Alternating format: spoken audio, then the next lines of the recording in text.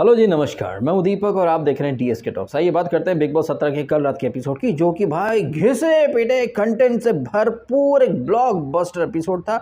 इधर big boss बार बार बोलते रहते हैं कि उन्हें घिसे पिटे कंटेंट, रटी रटाई बातें नहीं दिखानी है, बट कंटेस्टेंट और खुद बिग बॉस एक्चुअली भी वही घिसा पिटा कंटेंट। आपको याद होगा बिग बॉस 16 में जय भानुशाली, जो कि उस सीजन में काफ़ी बड़ा नाम था टीवी का, उसे बार बार ट्यूशन दिए जा रहे थे, काउंसलिंग सेशन चल रहे थे। पीछे के सीजन में सुम्बुल तौकीर खान के लिए पहले ही वीकेंड पर वो शुरू हो गया था ट्यूशन सेंटर। मतलब ये ट्यूशन सेंटर या कपल की काउंसलिंग हमने पीछे के सीजन में भी देखी है, हमने ये चीज़ कल भी देख ली, और वो भी जबकि ये जो सीजन शुरू हुआ है इसका पहला वीक भी कंप्लीट नहीं हुआ है। और ये जो काउंसलिंग सेशन चल रहा था, ये चल रहा था ऐश्वर्या के लिए। वो ऐश्वर्या जो कि अभी थोड़े दिन पहले ही खतरों के खिलाड़ी में बेधड़क बातें किया करती थी, ब्लंट ओपिनियन दिया करती थी।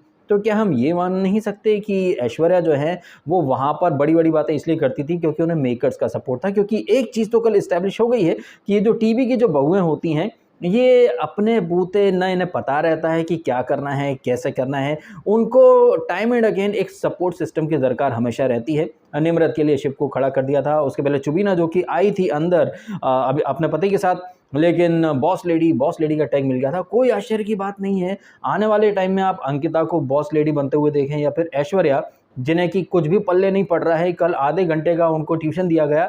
थोड़े दिनों के बाद आप देखिएगा ट्विटर पर हैशटैग बन जाएंगे Aishwarya ruling in big boss, boss lady Aishwarya. I really hope कि अब तो कई लोगों की आंखों पर पड़ा हुआ एक पर्दा हट चुका होगा। मैं तो बीते काफ़ी टाइम से आपको ये बताता आया हूँ कि बिग बॉस ये टैग देते हैं, बॉस लेडी, ये लेडी, फलाना ढीमका, ये सब कुछ करता है बिग बॉस। अब ये है कि बिग बॉस अब तक ये चीज़ें पर्दे के पीछे करता था, अब बिग बॉस यही सारी चीज़ें बोल बोल करके कर रहा है। यही नहीं, कल ये जो घिसा पिटा जो कंटेंट था, ऐश्वर्या और नील की जो कोचिंग क्लास, इसके अलावा वही घिसी पिटी किचन फाइट्स, छोटी छोटी चीज़ के ऊपर ये लोग लड़ते रहते हैं, भिड़ते रहते हैं। और आई थिंक इन लोगों ने अनुराग उर्फ यूके राइडर को बना लिया है मंदिर का घंटा, जो आता है बजा करके चला जाता है।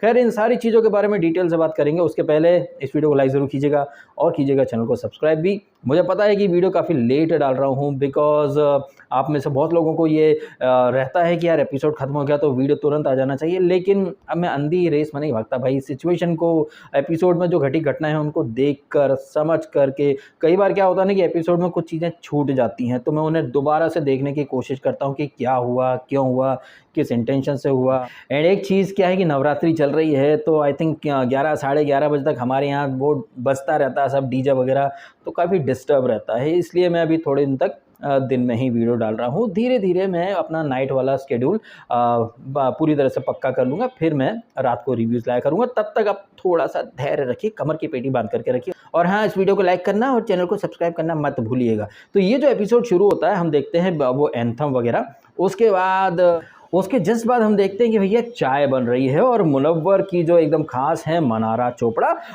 चोपड़ा भाई साहब टैलेंटेड हैं, अपने बूते आई है, उन्हें किसी के सपोर्ट के सहारे की जरूरत नहीं है। लेकिन शो के अंदर उन्होंने मुनव्वर मिस्टर एमएफ को एमसी ने पकड़ लिया है। एमसी स्टैन नहीं, एमसी वो मनारा चोपड़ा की बात कर रहा हूँ भाई, गलत गाली वाले उसमें मत लीजिएगा। तो मनारा चोपड़ा का दोगलापन दिखता है। जैसे ही अनुराग वो यूके राइडर आकर बोलता है, यार ये चाय नहीं है, गर्म पानी जैसा कुछ आपने उबाल करके दे दिया है, तो एहसान फरामोश लोग चाय पी भी लेते हैं और कमी भी निकाल देते हैं। यही चीज़ जब मुनव्वर बोलता है कि नहीं चाय अच्छे से पकी नहीं है, अच्छा पकी नहीं है, तो ये दोगलापन मनारा का आपको क्लियरली दिख गया। अभी जस्ट बिकॉज कि उन्हें मुनव्वर के सपोर्ट की ज़रूरत है, तो मुनव्वर भी वही चीज़ बोले कमोबेश, तो हाँ अच्छा ठीक है, लेकिन कोई और बोल देता हूँ एहसान फरामोश, खुद बना ले, इतना है कलमुहा। हालांकि बाद में वो जाकर के अनुराग से भी बातचीत करती हैं। हम कट टू अगले फ्रेम में देखते हैं कि मुनव्वर फारूकी वही तेवर लेकर के चल रहा है जो लॉकअप नाम के शो में इसके तेवर थे। जिन्होंने लॉकअप देखा है वो तो अच्छे से मुनव्वर के गेम को समझ चुके हैं, और हमने तो लॉकअप के रिव्यू भी करे थे। एक एक एपिसोड, एक एक घटना, एक एक उसका पैतरा अच्छे से मुझे अब तक याद है। और मुनव्वर वहाँ पर अंधों में काना राजा था, क्योंकि सामने कोई कॉम्पिटिशन नहीं था। इत्तेफाक कहिए, बदकिस्मती कहिए या विडंबना कहिए, बिग बॉस 17 में भी उसको ऐसे ही लोग मिले हैं जिनका कोई इंटरेस्ट ही नहीं है। अनुराग यूके राइडर, जिसके बारे में मुझे पता चला कि इसकी बहुत तगड़ी फैन फॉलोइंग है, तो मुझे लग रहा है कि उसको ये एक क्या बोलते हैं, एक कंफर्ट जोन कि हाँ उसकी तो ऑडियंस बहुत ज़्यादा है और पीछे के सीज़न में कंटेस्टेंट कुछ ना करके भी जीत गए हैं, तो अनुराग अपनी तरफ से कोई एफर्ट ले भी नहीं रहा है। जिस अंदाज में उसको सामने वाले को काउंटर करना चाहिए वो उस अंदाज में काउंटर करता ही नहीं है, खे खे खे खे खे खे करके निकल जाता है। वहीं मुनव्वर जो है ना वो एक चीज़ पकड़ता है और कैमरे को वो अपनी तरफ मोड़ लेता है। वो लॉकअप में भी यही करता था, अकेले में कैमरे से बात करना, सो दैट क्या है कि उसकी जो फैन फॉलोइंग है ना उन तक एक मैसेज पहुंच जाए, साथ ही साथ जनता में एक पर्सपेक्टिव चला जाए कि मुनव्वर कितना शातिर है, कितना स्ट्रांग है। वो कैमरे में बात कर रहा है और कल के एपिसोड में तो वो बोला भी ना कि अभी तो उसने गेम खेलना शुरू भी नहीं किया है। गलत। मुनव्वर ने घर में घुसने से पहले ही गेम खेलना शुरू कर दिया था। उसे अच्छे से पता था कि कौन कौन लोग आ रहे हैं, कैसे कैसे लोग आ रहे हैं। और आपको एक बात मैं पहले ही बता दूं, हालांकि कल जो वीडियो डाला था उसमें LW वर्सेस RW, मतलब लेफ्ट विंग राइट विंग की टक्कर। अब क्या है कि मुनव्वर है लेफ्टिस्ट इकोसिस्टम का पार्ट, यानी कि एंटी गवर्नमेंट लॉबी का वो पार्ट है, और ये जो यूके राइडर है ये प्रो बीजेपी कह सकते हैं, प्रो गवर्नमेंट राइट विंग का बंदा है। के बीच में भाई एक टसल तो होनी है। और जिस तरह से मुनव्वर एपिसोड के स्टार्ट में बोल रहा था, वो अनुराग के बारे में बात कर रहा था कि वो मेरे से बात नहीं करता है, झिझकता है, मन में कुछ रखा हुआ है। बाहर की जो कंट्रोवर्सीज हुई थी इसके मुनव्वर की, तो वो उसके बारे में भी ये मान करके चल रहा है कि अनुराग को सब पता है, इसीलिए वो अनुराग जो है वो इससे बात नहीं कर रहा है। और टाइम एंड अगेन, अभी हालांकि 3 दिन हुए हैं, 3 दिनों में मुनव्वर ने भर भर के कोशिश करी है अनुराग को टारगेट करने की या फिर उसकी आवाज़ को दबाने की। ले दे करके ये ड्यूटी के ऊपर आ जाता है और अनुराग को अच्छे से जवाब देना चाहिए, अपनी आवाज़ उठा करके जवाब देना चाहिए। बट आई थिंक वो 4 लोग जब चढ़ते हैं तो वो थोड़ा बैकफुट पर चला जाता है, आवाज़ को दबा लेता है, और इसका फ़ायदा मुनव्वर उठा रहा है। क्योंकि जहाँ पर अनुराग जो है वो बोलते बोलते अपने शब्दों में डिस्काउंट मार देता है, पीछे हट जाता है, वहीं मुनव्वर चढ़ जाता है कि कौन सी ड्यूटी, हेल्प को ड्यूटी नहीं बोलते, ये वो हमने तो देखा नहीं, चॉपिंग वो उसने नहीं करा, ये नहीं करा, वो नहीं करा। जबकि यही मुनव्वर कितनी सफाई से एकदम अपने दोस्त को डिफेंड कर लेता है। जब वो हैदराबादी मियाँ वो उधर खड़े खड़े बर्तन धोते रहते हैं, उधर से वो आता है, अभिषेक बोलता है मेरा प्लेट धो दोगे मियाँ। तो आपने देखा था कि ये अरुण भाई जो रहते हैं अचानक भयानक, ये मुनव्वर को बोलते हैं अभी देखिए उंगली करके, मतलब पहले उंगली करना फिर सूंघना, ये अपन को जमता नहीं मियाँ, समझा लो इसको। तो ये मुनव्वर उस तेवर में नहीं बोला जिस तरीके से ये अनुराग के ऊपर चढ़ पड़ता है। तो मुनव्वर का ना ये पैटर्न है, ये भी घिसा पिटा पैटर्न है भाई साहब, जो हमने लॉकअप में देखा है। वो पहले तो एक अलायंस इकट्ठा करता है, वो देखता है कि कौन उसके काम आ सकता है। और एक पॉइंट और आपके सामने हाईलाइट करता हूं जो आई डोंट थिंक कि किसी ने हाईलाइट किया होगा। ये पॉइंट थोड़ा सा बाहर का है, ये पॉइंट है लॉकअप नाम के शो का। मुनव्वर कैसे वहाँ पर अपने आसपास के लोगों को परखता था, फिर अपने फ़ायदे के लिए उन्हें दोस्त बनाता था।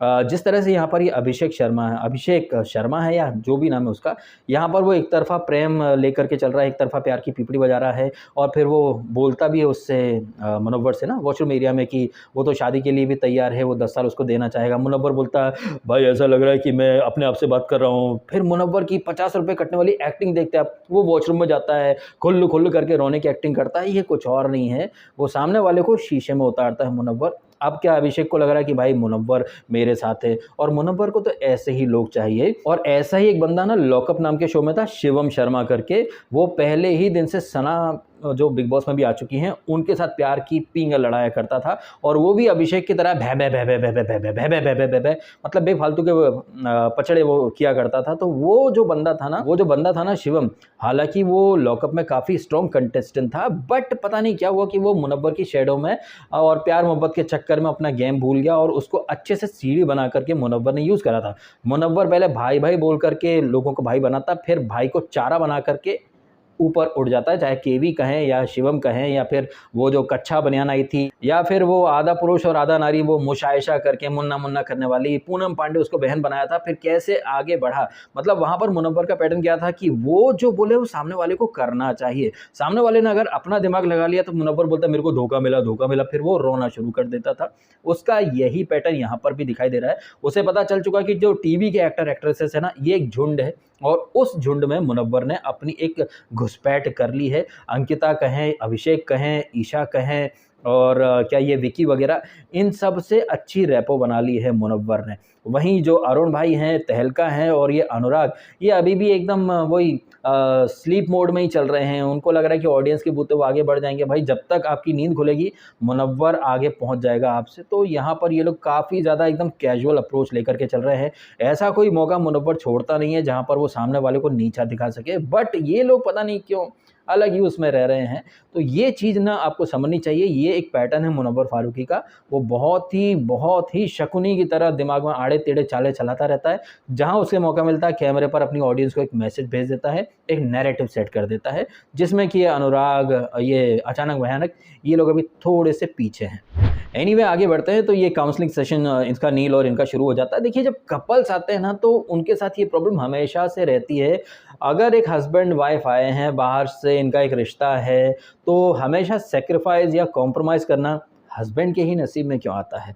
मुझे काफ़ी तरस आया नील के ऊपर। वो बंदा कुछ करना भी चाहे तो वो नहीं कर सकता है, और इन सारी चीज़ों के बीच में निकल के आती है मेकर्स की एक अच्छी खासी स्क्रिप्ट। आप यकीन मान करके चलिए, सलमान खान इस सीज़न में हर सीज़न की तरह बोलेगा कोई स्क्रिप्ट नहीं होती है, हम किसी का कुछ भी नहीं बोलते, कंटेस्टेंट जो करते हैं अपनी मर्जी से करते हैं, हम किसी से कुछ नहीं करवाते हैं, सब ऑर्गेनिक और नेचुरल होता है।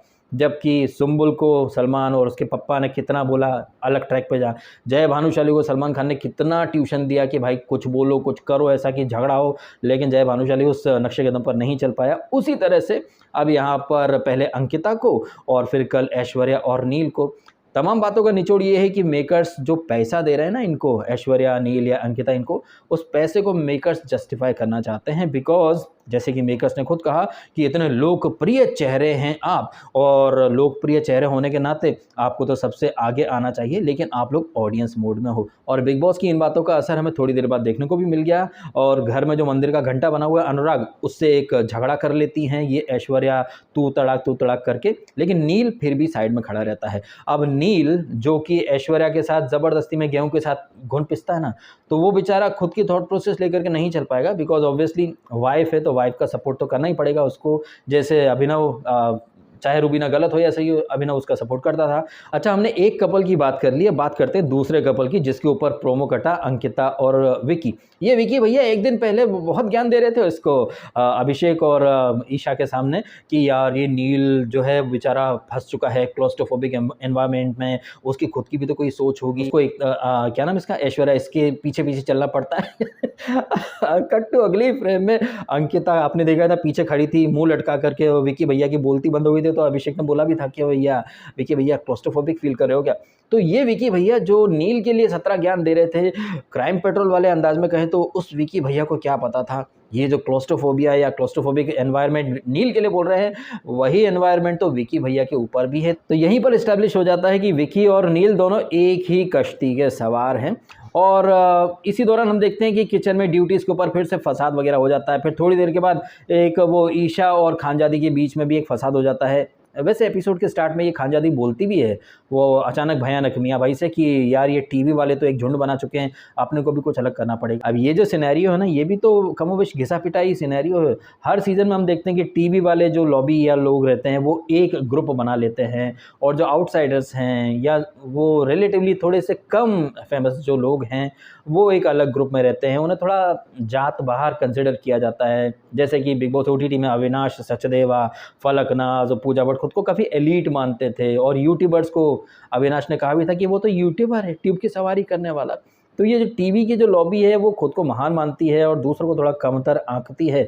मैं मान करके चल रहा था कि मुनव्वर शायद उस ग्रुप से एक दूरी बनाएगा, आउटसाइडर के साथ एक अलग ग्रुप बनाएगा, अलायंस बनाएगा, बट मुनव्वर तो जिधर वजन उधर भजन कर रहा है। हालांकि इसको गलत नहीं बोल सकते आप, बिकॉज ये भी एक स्ट्रेटेजी का पार्ट होता है। बट एक चीज़ जो कि यहाँ पर मैं गलत मानूं मुनव्वर की, और वो ये है कि वो डे 1 से गेम खेल रहा है, लेकिन जो नैरेटिव उसने चिपकाना शुरू करा कि भाई अभी तो गेम खेलना अपन ने शुरू भी नहीं करा, मतलब वो खुद को बहुत बड़ा तुर्रम खान के रूप में एस्टैब्लिश कर रहा है कि देखा अभी तो अपन ने गेम शुरू भी नहीं करा और हिला डाला ना। अब मुनव्वर ये सारी चीज़ें करने में सफल इसलिए हो पा रहा है बिकॉज लॉकअप की ही तरह उसे सामने से कोई टफ कंपटीशन नहीं मिल पा रहा है। सामने जितने भी लोग हैं वो सब के सब लपड़ झंडे से अपने अपने में ही लगे हैं, और इन सारी चीज़ों का फ़ायदा मुनव्वर जैसे शातिर कंटेस्टेंट उठा लेते हैं। तो ये सब कुछ रहा है। अच्छा हाँ, इन सारी चीज़ों के बीच में मुझे आज मतलब इस बिग बॉस की वजह से एक परम ज्ञान प्राप्त हुआ है। मैं तो समझता था कि अंडे उबल जाते हैं भाई साहब, 15-20 मिनट आधे घंटे के अंदर अच्छे खासे पकवान बन जाते हैं, लेकिन अंडा पकने में 5 घंटा लगता है। कुछ भी ये परम ज्ञान हमें प्राप्त हुआ है जिग्ना देवी की तरफ से। जिग्ना देवी कहती है कि 5 घंटे लगते हैं अंडे पकने में। कौन से अंडे हैं? क्या डायनासोर के अंडे हैं? भाई पता नहीं कौन सा अंडा है जो 5 घंटे लेता पकने में। अंडे के ऊपर भी आपने देखा कितना फसाद हुआ था अंकिता और अभिषेक के बीच में, जहां पर विकी भैया का जो बंदर है वो विकी भैया की पत्नी से बदतमीजी कर रहा था, लेकिन विकी भैया कहीं दूर दूर दिखाई नहीं दे रहे थे। विकी भैया ने बाद में बोला इसको अभिषेक को, जब ये अभिषेक ईशा और खानजादी के मुद्दे में कूद गया था तो विकी भैया ने कहा था देख तेरा और अंकिता का पंगा हो रहा था, मैं बीच में नहीं कूदा। तो ईशा बोलती हाँ हाँ देख वो भी नहीं कूदे थे। अच्छा यहाँ पर एक सीन जो था उस पर मेरी नज़र पड़ी, काफ़ी फनी सीन था। किचन में सब फाइट कर रहे हैं, ये ड्यूटी के ऊपर सानिया खानजादी और ये जिग्ना मैडम और ये अनुराग, इन सबके आर्गुमेंट चल रहे हैं। बीच में ये ईशा खड़ी है मैडम, अपना टचअप पचअप कर रही हैं, मतलब मस्तरा मस्ती में आग लगे बस्ती में। ईशा का भी कोई इम्पैक्टफुल कंट्रीब्यूशन अब तक 2-3 दिनों में खास दिखा तो है नहीं, लेकिन वो कलर्स कोटे से हैं तो वो कुछ करे ना करे, बहुत ओवर कॉन्फिडेंट और बहुत ही ओवर एक्टिंग करती है ये लड़की ईशा। स्टेज पर कुछ और बोलती थी, अंदर कुछ और बोलती है। जब देखो तब अभिषेक से आलिंगन करने का, उसके समीप आने का कोई मौका नहीं छोड़ती है वो अभिषेक जिसके ऊपर इन्होंने 17 तरह के इल्जामात लगाए थे। तो ये सब कुछ रहा है कल रात के एपिसोड का मोटा मोटा सा हाल, जहां पर कि घिसा पिटा काउंसलिंग सेशन आधे घंटे चलता है, घिसी पिटी किचन फाइट्स, ड्यूटीज के ऊपर फाइट अगले आधे घंटे और चलती है, बेफालतू की जो फाइट्स हैं, चिंदी पिंदी चीज़ों के ऊपर फाइट्स हैं, ये टोटली फेक और फुल्ली फैब्रिकेटेड फाइट्स हैं जिनका ना कोई सिर होता है ना कोई पैर होता है। लेकिन आश्चर्य की बात है कि मेकर्स ये चीज़ें दिखाते हैं और फिर ज्ञान दे देते हैं कि भैया बिग बॉस को वही घिसा पिटा, कुछ नहीं चाहिए। ये 3 एपिसोड जो हमने देखे, 3 एपिसोड्स में सिर्फ एक टास्क हुई है, वो भी नॉमिनेशन वाली टास्क, वो भी अपने अपने खोपचे में बैठकर। अब जब टास्क होंगी ही नहीं तो कंटेंट के नाम पर ये कंटेस्टेंट क्या करेंगे? फेक फाइट ही करेंगे। खुद बिग बॉस भी तो कुछ नई चीज़ें नहीं करना चाहता है, वो बस गाना बदल दिया, बदल गए बिग बॉस, बदल गए हालात, बदल गए जज्बात, कोई टास्क हो नहीं रही है। और आप यकीन मान करके चलिए टास्क के नाम पर होगा भी तो क्या होगा, हद से ज़्यादा ये रूम शफल होंगे, जहाँ पर हो सकता है कि दिल वाले लोगों को ऑप्शन मिले कि भैया दिमाग में चले जाओ, दिमाग वालों को ऑप्शन मिले कि भाई तुम दम में चले जाओ, और बस यही सब होगा। इससे ज़्यादा होगा तो राशन होगा, राशन की मारामारी होगी और कोई कैप्टनसी वाली टास्क होगी, बिकॉज घर में एक कैप्टन का होना बहुत ज़्यादा ज़रूरी है। अभी तो क्या है कि हर कोई खुद को कैप्टन समझ रहा है। जब से अंकिता मैडम आई है थेरेपी रूम से, वो तो खुद को घर की मालकिन समझे हुए बैठी हैं। और आप यकीन मान करके चलिए आज क्या है, गुरुवार ना कुछ ऐसा होगा भाई साहब वीकेंड आने के पहले कि एक मेजर फाइट होगी, मेजर पंगा होगा, उसके ऊपर प्रोमो कट जाएगा। थ्रू आउट द वीक वैसे भी कुछ खास चीज़ें हुई नहीं है, एंड सलमान खान वीकेंड का पूरा एपिसोड एक पर्टिकुलर फाइट है, एक पर्टिकुलर इंसिडेंट पर खर्च कर देंगे। अगेन वही घिसा पिटा ड्रामा, बट उसके बाद भी बिग बॉस की ये बेशर्मी है कि वो बोल देता है कि बिग बॉस को घिसी पिटी चीज़ें, रटे रटाए डायलॉग्स नहीं चाहिए, कुछ नया चाहिए, कुछ नया चाहिए महाराज। तो कुछ नई टास्क लेकर क्या हो ना, इतने सारा आपने वो हाउसफुल कर रखा है, कोई टास्क आप करवा नहीं रहे हो। खोपचे में कोई पड़ा है, कोई खड़ा है, तो कोई अपने प्यार मोहब्बत की बातें कर रहा है, तो कोई एक्सपेक्टेशन सेट कर रहा है कि भाई मैं तो चाहती थी कि तू मेरे साथ रहे, तू मेरे साथ नहीं है। 3 दिन हुए हैं यार, 3 दिन हुए हैं कि तू मेरे साथ नहीं रहते हो, अकेला फील हो रहा है। अरे भाई साहब, ये है भैया टीवी के महान सेलिब्रिटीज, क्या बोला जाए। और आश्चर्य है कि ऐसे घिसे पिटे सीन्स रिपीट करने वालियों को लोग टीआरपी क्वीन, टीआरपी किंग, पता नहीं कैसे कैसे टैग चिपका देते हैं। तो ये है मेरा रिव्यू कल रात के एपिसोड के बारे में। अब आपके क्या हैं ओपिनियंस, आप भी कमेंट करके अवश्य बताइएगा। फिलहाल आपने समय निकाला, वीडियो देखा, आपका बहुत बहुत धन्यवाद। और हाँ, वीडियो को लाइक करना मत भूलें और चैनल को सब्सक्राइब भी कीजिएगा। Thank you so much.